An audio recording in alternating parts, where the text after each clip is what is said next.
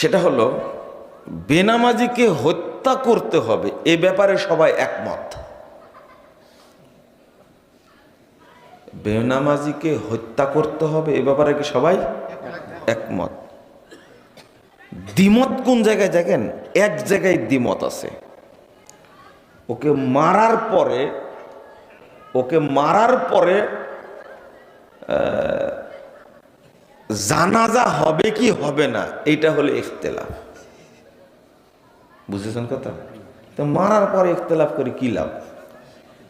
কিছু আলেম বলছেন যেহেতু মেরে ফেলে দেওয়া হয়েছে জানাজা করা যেতে পারে, হজ জারি হয়ে গেছে, জানাজা করা যায়।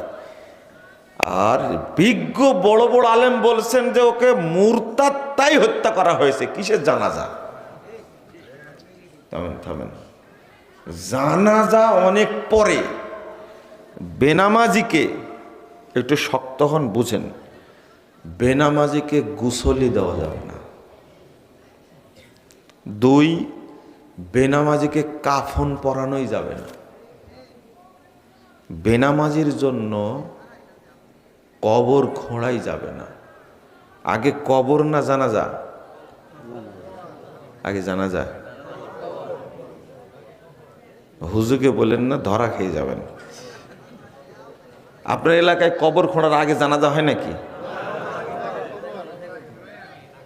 জানাজায় লোকজন জিজ্ঞেস করে, দেখো তো কবর খোঁড়া হয়েছে কিনা, তারপরে না জানাজা, তাই না?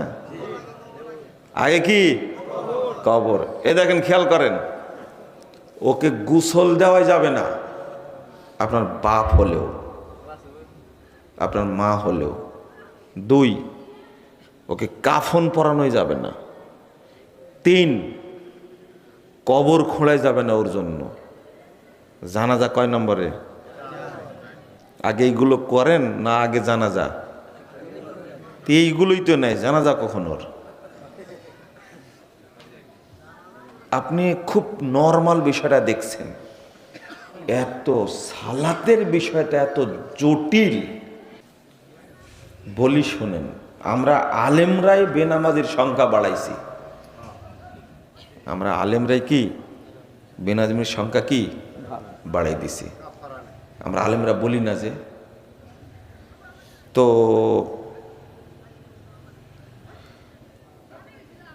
এখন কি করবেন তাহলে?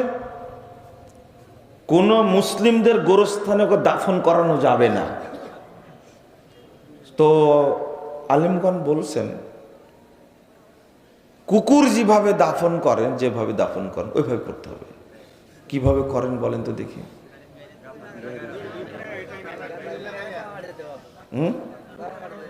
চাপা মাটি দেন, হলো না?